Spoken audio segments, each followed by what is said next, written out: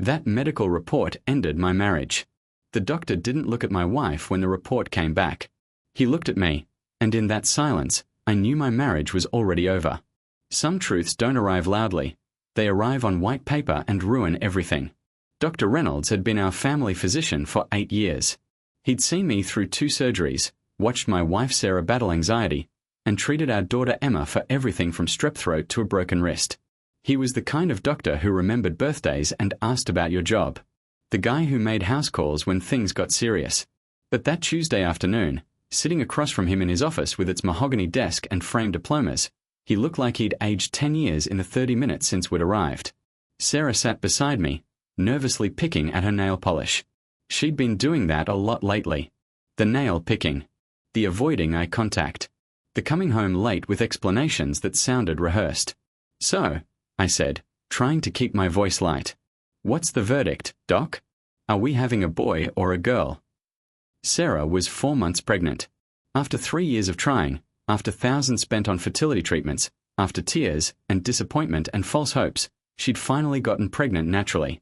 It should have been the happiest time of our lives. But Dr. Reynolds didn't smile. He slid a manila folder across his desk toward me. Not toward Sarah. Toward me specifically. "Jared," he said, and his voice had that careful quality people use when they're about to ruin your life. "I need you to look at something." I opened the folder. Medical reports. Pages of them. Lab results. Genetic screening. Standard prenatal stuff. Nothing jumped out at me as unusual. "I don't understand," I said. "Everything looks normal here."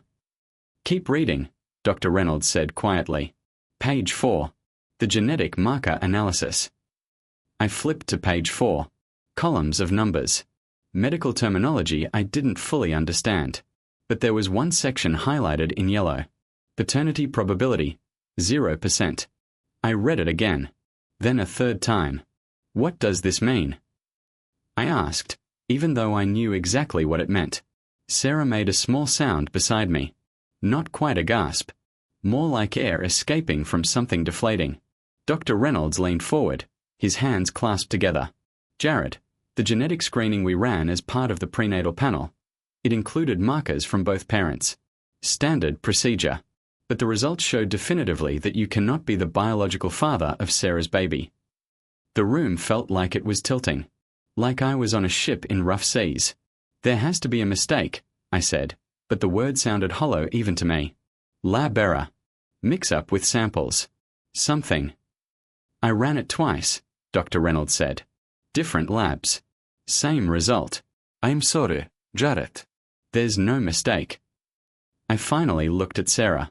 She was crying silently, tears streaming down her face, but she wasn't looking at me. She was staring at her hands like they held the answers to questions I hadn't even asked yet.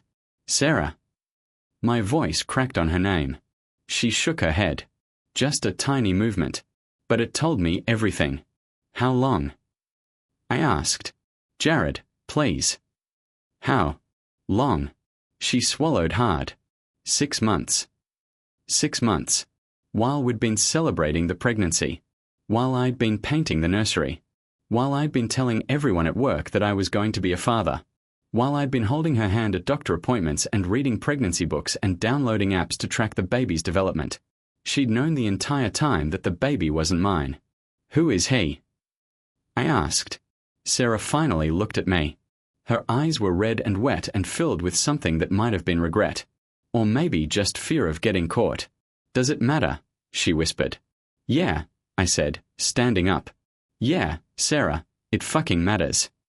Dr. Reynolds cleared his throat uncomfortably.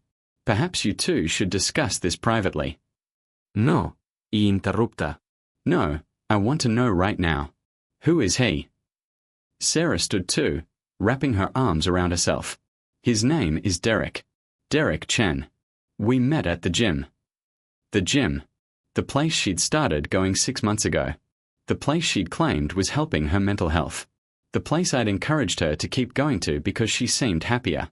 "You told me the trainer was named Melissa," I said, my mind racing backward through months of conversations. "You said Melissa was helping you with your fitness goals." "Derek is. He was a member there. We just started talking one day. It wasn't supposed to happen, Jared. I didn't plan it. But you kept doing it, I said, my voice getting louder. For 6 months. You kept lying to me. You got pregnant with his kid and you were going to let me raise it thinking it was mine. I didn't know what to do, she shouted back. We'd been trying for so long, and then this happened, and I thought maybe it was a sign. A sign? I couldn't believe what I was hearing. A sign that you should trick me into raising another man's child. Dr. Reynolds stood.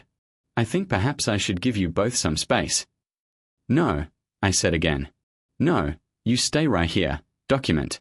You're a witness to this. I want someone to hear what she's about to tell me. I turned back to Sarah. Does he know?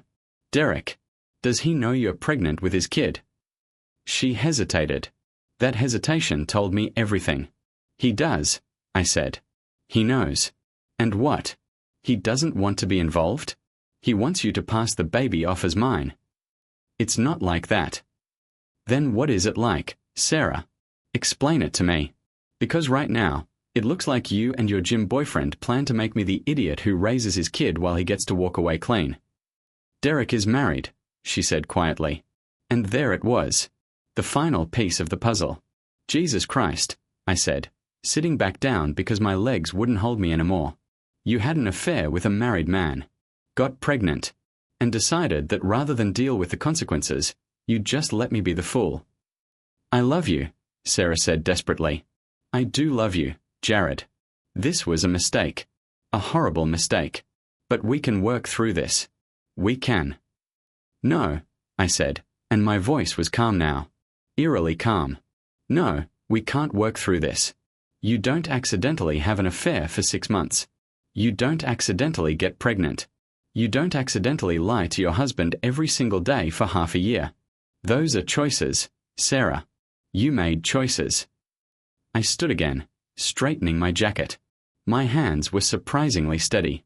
Dr. Reynolds, I said, I need copies of all of these reports. Every page.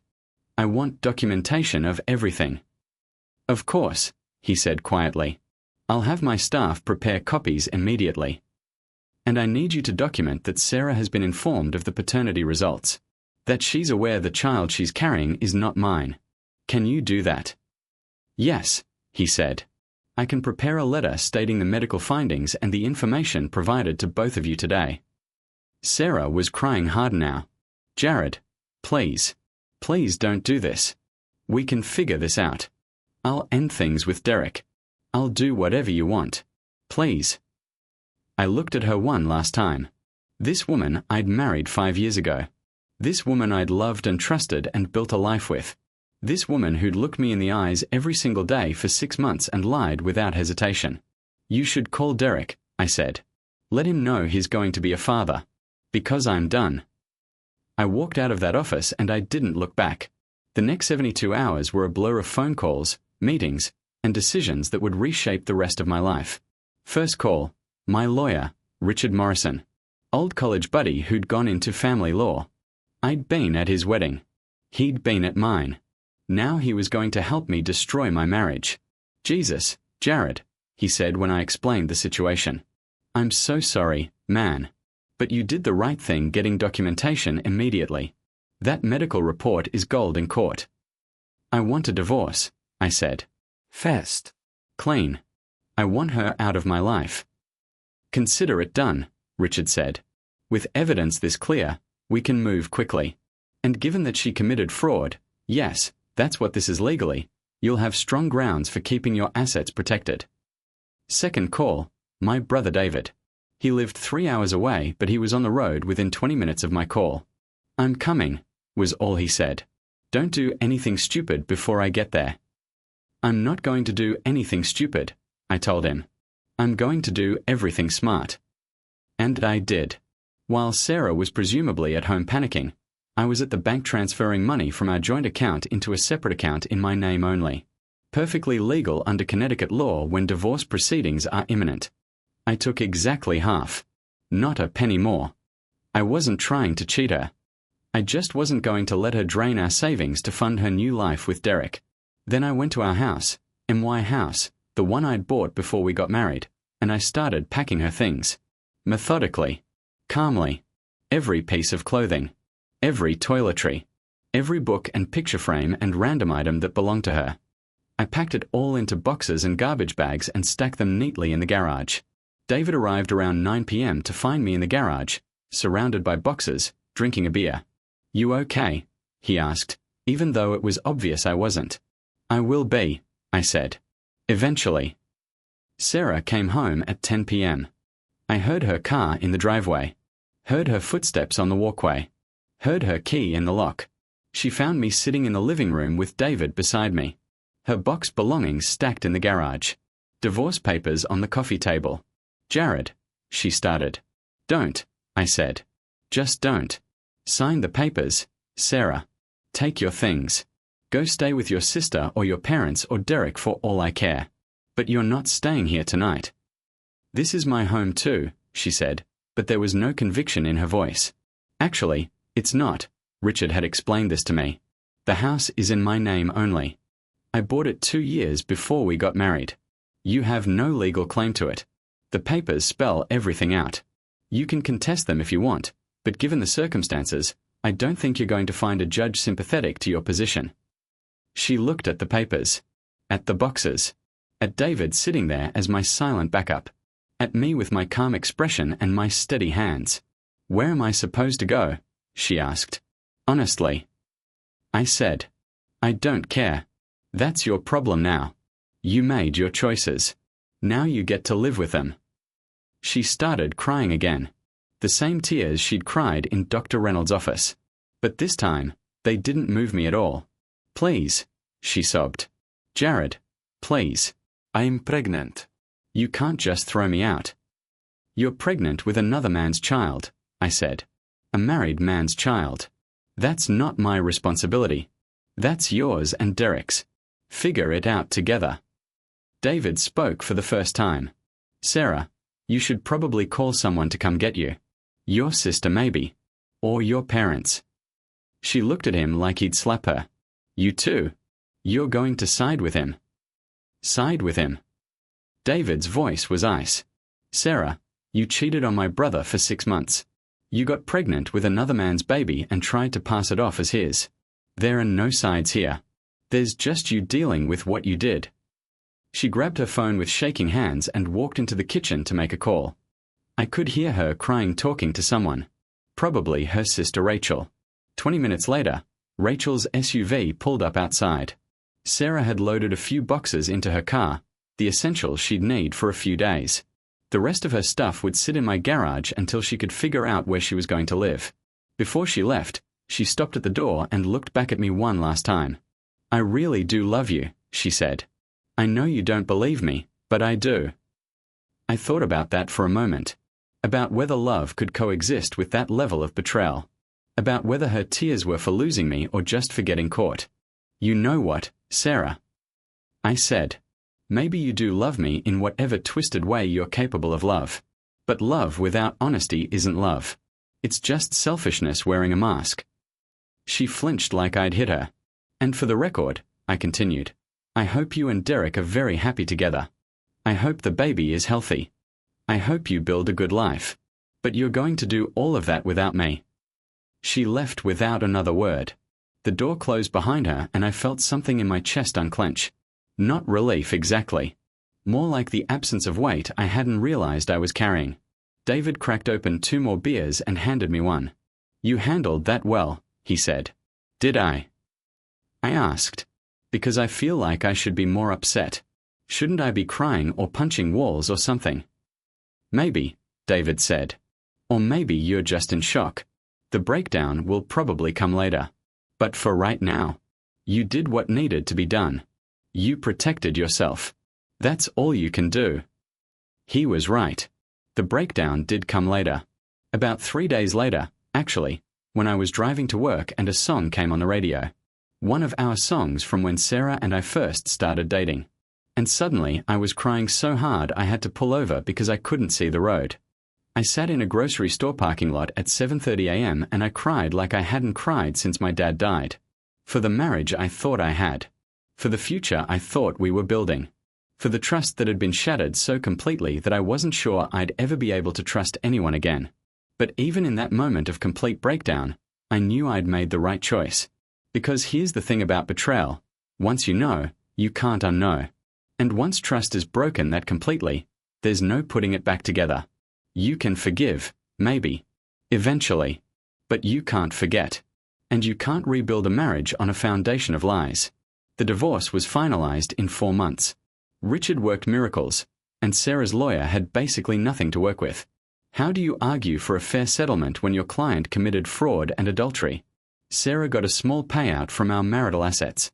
Enough to get on her feet, but nowhere near what she would have gotten in a normal divorce. The house stayed mine. The car stayed mine. My business accounts stayed mine. She had to inform Derek that he was the father.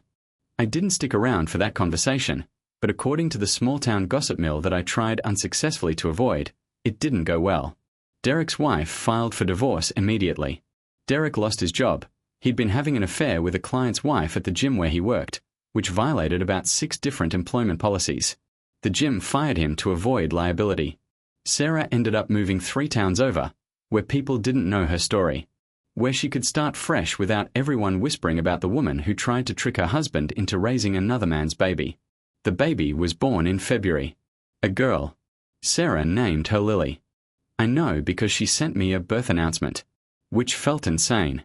Like, what response was she expecting? Congratulations on your affair, baby?